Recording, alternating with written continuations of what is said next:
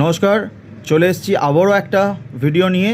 যারা ফেসবুক আর ইনস্টাগ্রাম থেকে দেখছেন তারা অবশ্যই ফলো করবেন, আর ইউটিউব থেকে যারা দেখছেন তারা সাবস্ক্রাইব করবেন।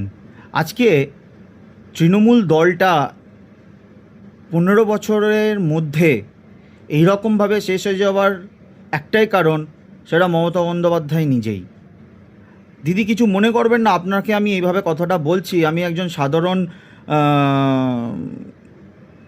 কর্মী ভাবতে পারেন বা সাধারণ ছেলে ভাবতে পারেন, বা আমি কাউকে সেরকম জায়গা দিতে পারিনি মানে মন থেকে। যে যখন যেই ঠিক কাজটা করেছে তার হয়ে আমি কথা বলি। যেটা আপনার কিছু কিছু ডিসিশান আপনি যে নিয়েছেন, আপনি দুমদাম করে যখন যেখানে পেরেছেন লোক নিয়ে নিয়েছেন, আপনি মানুষকে মানুষ মানে মনে করেননি, নেতাদেরকে নেতা মনে করেননি, যারা ভালো ওপিনিয়ন দিয়েছে আপনি তাদের কথা শোনেননি।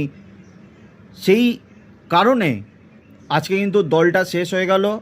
দলটা শেষ হয়ে গেল সেই দলের কর্মীদের, এবং যারা আপনার হয়ে আপনার পক্ষে আপনার দিক থেকে লড়াই করেছে তাদের জন্য আপনি কিছু করতে পারছেন না, কিছু করতে পারলেনও না। তাদেরকে ডিম থেরাপি থেকে শুরু করে মার ধর ঠেলা ঠেলি, তার বাড়িতে এসে হুমকি হামকা দেওয়া। আপনার রাজত্বকালে 15 বছরে আপনি যেইভাবে রাজ্যটাকে শাসন করেছেন, সেই ফলটা আপনার ছোট ছোট নেতা ও কর্মীদেরকে ভুগতে হচ্ছে। কিছু মনে করবেন না। আপনি যদি জ্যোতি বসু বা বুদ্ধদেব বাবুর মতন দলটাকে পরিচালনা করতে পারতেন, তাহলে হয়তো আজকে কোনো কর্মী বা কোনো নেতা তাদেরকে ঘরে বসে থাকতে হতো না এবং তাদেরকে মার খেতে হতো না। সিপিএমের একটা এমন কোনো নেতা আছে বা লিডার আছে বা কর্মী আছে যারা এই রকম তাদের সময় খারাপ সময় গেছে কিন্তু যায়নি। কিন্তু আপনার আমলে আমি আপনাকে অনেক শ্রদ্ধা করি, আপনাকে আমি ভালোবাসি, কারণ ফার্স্ট ভোট আমি আপনাকেই দিয়েছিলাম। যখন আমার ফার্স্ট ভোটার কার্ড হয় তখন আমি ভোটটা আপনাকেই দিয়েছিলাম।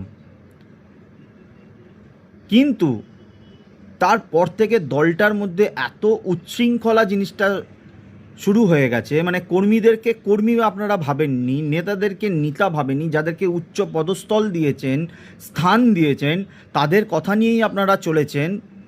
সেই জন্য কিন্তু আজকে তৃণমূলের দলটার এই মানে দুরবস্থা। আজকে কেন তামিলনাড়ুতে বিজয় থালাপতিকে সবাই একভাবে সাপোর্ট করেছে? কারণ সে প্রত্যেকের কথা, ছোট থেকে বড়, মেজো থেকে সেজো, সবার কথা শুনেছে। আর কিছু বলবো না। জয় হিন্দ, বন্দে মাতরম।